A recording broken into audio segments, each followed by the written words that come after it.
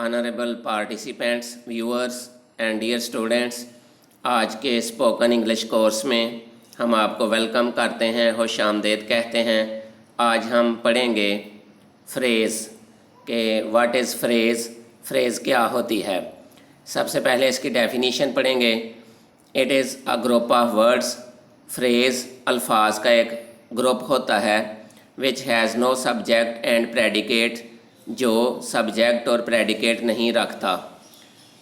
एग्जाम्पली gratia, मसलन a man of letter, पढ़ा लिखा शख्स। अ बेड ऑफ रोजेस, फूलों की सेज। इन फ्रंट ऑफ, के सामने। अंडर द ट्री, दरख्त के नीचे। एट द डोर, दरवाज़े पर। A bed of thorns, Canterbury says. All in all, as far as, so far as, again and again, a man of parts, खूबियों का मालिक शख्स। a beautiful shawl, एक खूबसूरत शाल। तो इसमें आपको ये भी मालूम होना चाहिए कि सब्जेक्ट फ़ाइल को कहते हैं और प्रेडिकेट फ़ाइल के अलावा, सब्जेक्ट के अलावा जो हिस्सा होता है, जो वर्ब और ऑब्जेक्ट पर मुश्तमिल होता है और बाज़ औक़ात सिर्फ़ वर्ब पर मुश्तमिल होता है, उसको प्रेडिकेट कहते हैं। मिसाल के तौर पे अगर मैं कहता हूँ शी रन्स, वो दौड़ती है। शी स्माइल्स, वो मुस्कराती है। तो इसमें शी सब्जेक्ट है और रन्स और स्माइल्स ये प्रेडिकेट हैं। और अगर ये सेंटेंस हो ही प्लेज क्रिकेट, वो क्रिकेट खेलता है, इसमें ही सब्जेक्ट है और प्लेज क्रिकेट प्रेडिकेट है। यानी प्रेडिकेट वर्ब पर भी मुश्तमिल हो सकता है, सिर्फ़ और सिर्फ वर्ब पर, और अगर सेंटेंस में ऑब्जेक्ट भी लिखा हो तो वर्ब और ऑब्जेक्ट दोनों पर मुश्तमिल हो सकता है।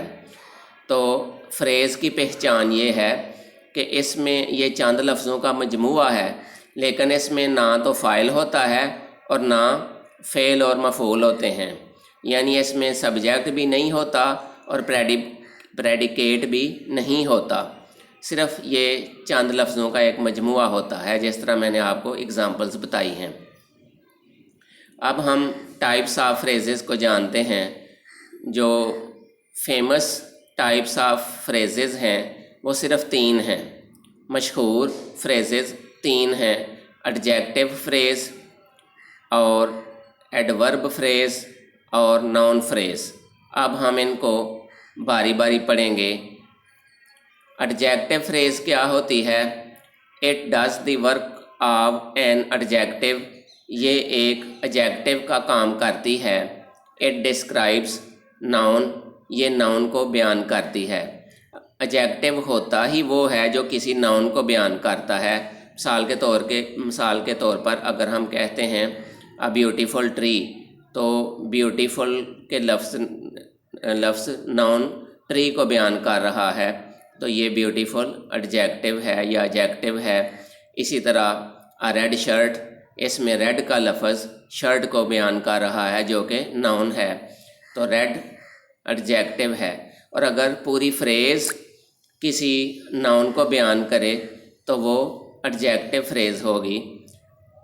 अब देखें, she is an able teacher, जितने भी रेड कलर्स में फ्रेजेस लिखी गई हैं वो सारी एडजेक्टिव फ्रेजेस हैं, क्योंकि ये किसी ना किसी नाउन को या प्रोनाउन को बयान करती हैं।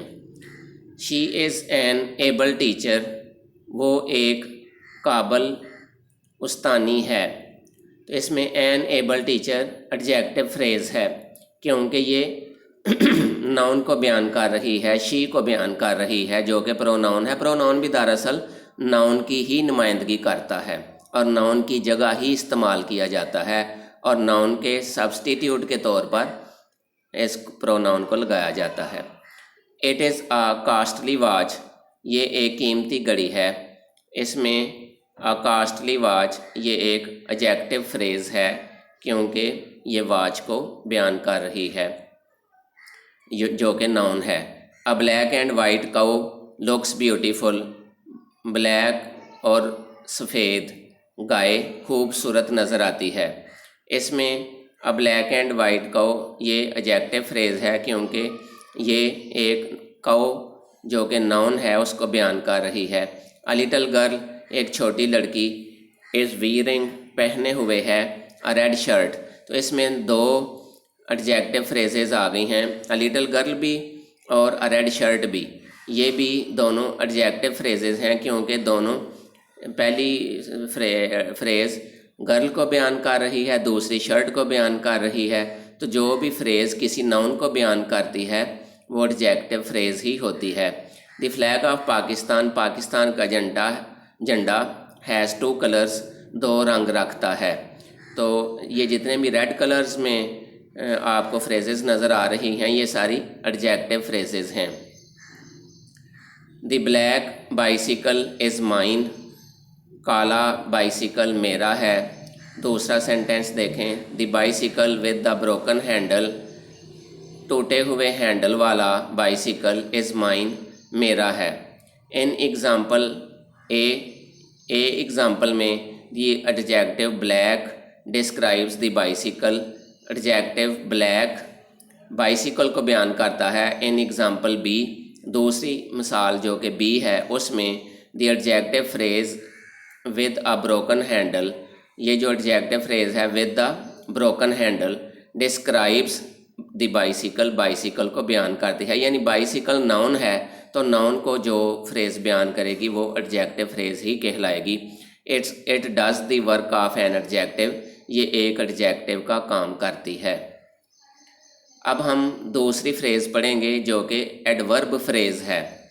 तो एडवर्ब फ्रेज़ हमेशा वर्ब को बयान करती है। एडवर्ब फ्रेज़ हमेशा वर्ब को बयान करती है। इसकी डेफिनीशन पढ़ें, तारीफ़ पढ़ें। An adverb phrase does the work of an adverb, adverb phrase एक एडवर्ब का काम करती है। इट हैज़ एबिलिटी, ये काबिलियत रखती है टू डिस्क्राइब वर्ब्स, वर्ब्स को बयान करने की, एडवर्ब्स को बयान करने की, एंड एडजेक्टिव्स और एडजेक्टिव को बयान करने की। यानी एडवर्ब फ्रेज़ सिर्फ़ और सिर्फ वर्ब को बयान नहीं करती बल्कि ये किसी और एडवर्ब को भी बयान कर सकती है और किसी एडजेक्टिव को भी बयान कर सकती है। इट टेल्स अस टाइम, ये हमें वक्त बताती है। एन एडवर्ब फ्रेज़ आंसर्स, एक एडवर्ब फ्रेज़ जवाब देती है। वेयर, हाउ, व्हेन, व्हाट, ये बड़ी अच्छी इसकी पहचान है। ये हमेशा याद रखें कि जो फ्रेज़ भी वेयर का जवाब दे, हाउ का जवाब दे, व्हेन का जवाब दे, व्हाट का जवाब दे, वो हमेशा एडवर्ब फ्रेज़ ही होती है।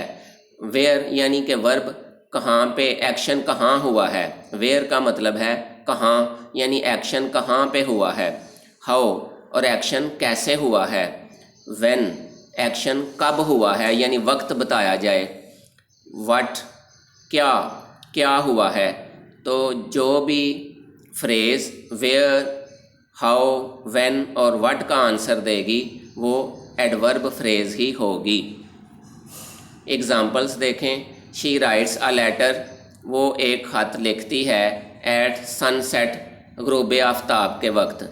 अब क्वेश्चन करें कि वो ख़त लिखती है कब लिखती है, तो उसका आंसर वक्त आ गया एट सनसेट, ग़ुरूब आफ्ताब के वक्त, यानी ये व्हेन का जवाब दे रही है।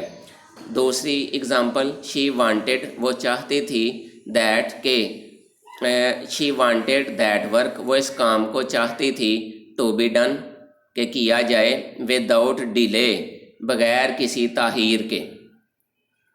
अब ये भी एडवर्ब फ्रेज़ है। शी स्पोक, वो बोली, इन अ लाउड वॉइस, ऊंची आवाज़ में। कैसे बोली, ऊंची आवाज़ में, ये हाउ का जवाब दे रही है। शी वॉक्स, वो चलती है, इन अ ब्यूटीफुल स्टाइल, एक खूबसूरत अंदाज में। ये भी वो कैसे चलती है, खूबसूरत अंदाज में चलती है। हाउ का आंसर मिल रहा है, तो ये भी अंडरलाइन की हुई फ्रेज़ एडवर्ब फ्रेज़ है। शी प्लेज हॉकी, वो हॉकी खेलती है, in a play ground, play ground में, खेल के मैदान में। कहाँ खेलती है, एक्शन कहाँ हो रहा है, खेल के मैदान में हो रहा है, यानी वेयर का जवाब मिल रहा है। तो जौन सी फ्रेज़ वेयर का जवाब देगी वो भी एडवर्ब फ्रेज़ ही होगी। She reads novels, stories and essays, वो नावल्स, कहानियाँ और एसेज मज़ामीन पढ़ती है। अब देखें शी रीड्स, वो पढ़ती है, क्या पढ़ती है? Novels, stories and essays. तो ये व्हाट का जवाब मिल रहा है, व्हाट का आंसर मिल रहा है। तो ये नावल्स, स्टोरीज़ एंड एसेज, जितनी भी अंडरलाइन की हुई फ्रेजेज़ हैं ये एडवर्ब फ्रेजेज़ ही हैं। अब हम पढ़ेंगे नाउन फ्रेज़ को। नाउन फ्रेज़ की डेफिनेशन ये है, a noun phrase does the work of some noun. Noun phrase किसी नाउन का काम करती है। The phrases that are written, phrases जो लिखी जाती हैं एज सब्जेक्ट्स, सब्जेक्ट्स के तौर पर, और ऑब्जेक्ट्स या ऑब्जेक्ट्स के तौर पर, आर ऑलवेज नाउन फ्रेजेस, हमेशा नाउन फ्रेजेस ही होती हैं। ये नाउन फ्रेज़ की दो बड़ी अच्छी पहचानें हैं। नंबर 1 पहचान ये है कि जिस फ्रेज़ को भी सब्जेक्ट की जगह पे लिखा जाएगा, फ़ाइल की जगह पे लिखा जाएगा, वो नाउन फ्रेज़ ही होगी, क्योंकि सब्जेक्ट हमेशा नाउन ही होता है या फिर किसी नाउन का सब्स्टिट्यूट होता है जिसको प्रोनाउन की शक्ल में लिखा जाता है। तो ये नाउन फ्रेज़ ही होती है। इसी तरह जब भी कोई ऑब्जेक्ट लिखा जाता है तो वो भी नाउन ही होता है या फिर कोई किसी नाउन का सब्स्टिट्यूट होता है जिसको किसी प्रोनाउन की शक्ल में लिखा जाता है। तो जो फ्रेज़ भी सब्जेक्ट की जगह ले या ऑब्जेक्ट की जगह ले, फ़ाइल की जगह ले या मफ़ूल की जगह ले, वो नाउन फ्रेज़ ही होगी। मसलन to win the race, race जीतना, इज़ माई टारगेट, मेरा हदफ है, मेरा टारगेट है, मेरी डेस्टिनेशन है, मेरा एम है। अब देखें टू विन द रेस ये सब्जेक्ट है, इज़ वर्ब है और माई टारगेट ये ऑब्जेक्ट है। तो टू विन द रेस इसको सब्जेक्ट की जगह पे लिखा गया है, सब्जेक्ट के तौर पर लिखा गया है, तो ये नाउन फ्रेज़ होगी। दूसरी एग्जांपल देखें, आई हैव नेवर ट्राइड, मैंने कभी कोशिश नहीं की है, स्मोकिंग सिगरेट नोशी की, एंड रैकेटियरिंग और लूट सूट की। अब आई सब्जेक्ट है, हैव नेवर ट्राइड वर्ब है और स्मोकिंग एंड रैकेटियरिंग ये ऑब्जेक्ट है। तो इसको ऑब्जेक्ट की जगह पे लिखा गया है, इसलिए ये नाउन फ्रेज़ है। तीसरी एग्जांपल देखें, a boy having an umbrella, छतरी रखने वाला लड़का, इन हिज हैंड अपने हाथ में छतरी रखने वाला लड़का, इज़ माई बेस्ट फ्रेंड, मेरा बेहतरीन दोस्त है। तो ये सारी अंडरलाइन की हुई phrase a boy having an umbrella in his hand, ये सारा सब्जेक्ट है, आगे इज़ वर्ब है और माई बेस्ट फ्रेंड ये ऑब्जेक्ट है।